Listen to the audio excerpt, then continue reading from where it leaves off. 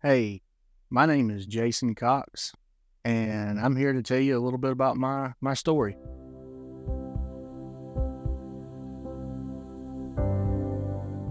I am the only boy. I have an older sister. My mother and father are still married. I was raised primarily by my mother.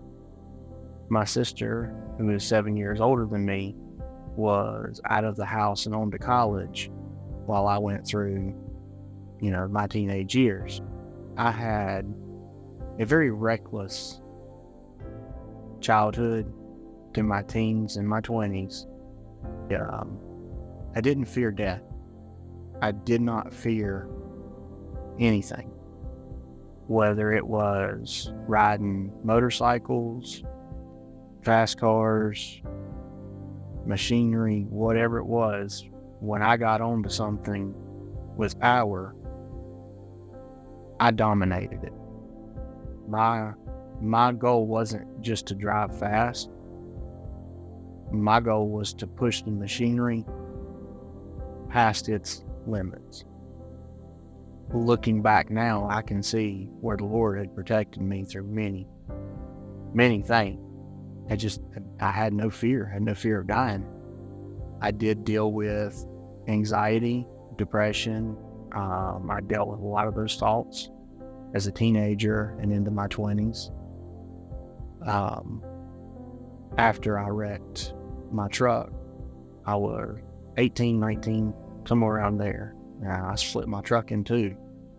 Although I walked away from that, that was my introduction into painkillers, and they soon became my best friend.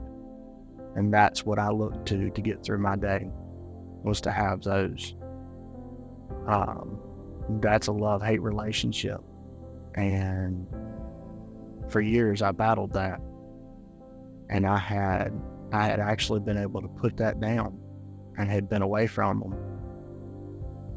But in putting those down, I replaced it with alcohol. I am a single father. I have a beautiful 10-year-old daughter. At the time I went blind, she was 6.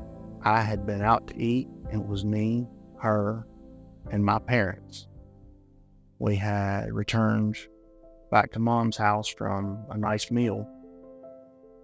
Dad went to work from there, and a friend contacted me to come out and meet them at a venue.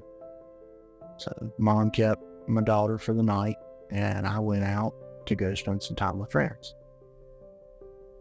I got there, and I bought my first drink, which was a whiskey and Coke.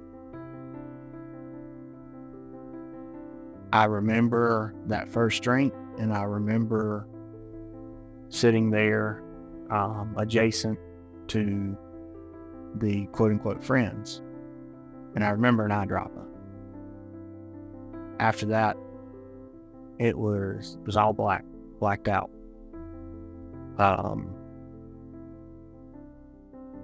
My next memory was waking up in the hospital and having my family around me telling me that I was blind and that I had shot myself.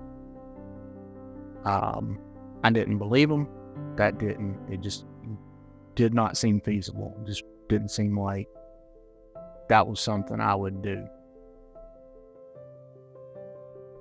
But, I've had time and years to go back through it. And what I've pieced together is, after that first drink and blacking out, I stayed there at that bar for hours and continued to drink.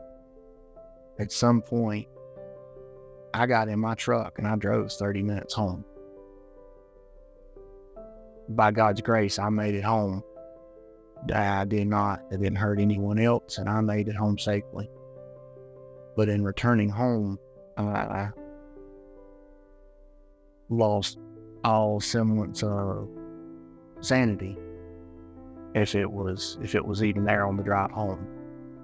And I walked into my bathroom in a heated moment of looking for an exit.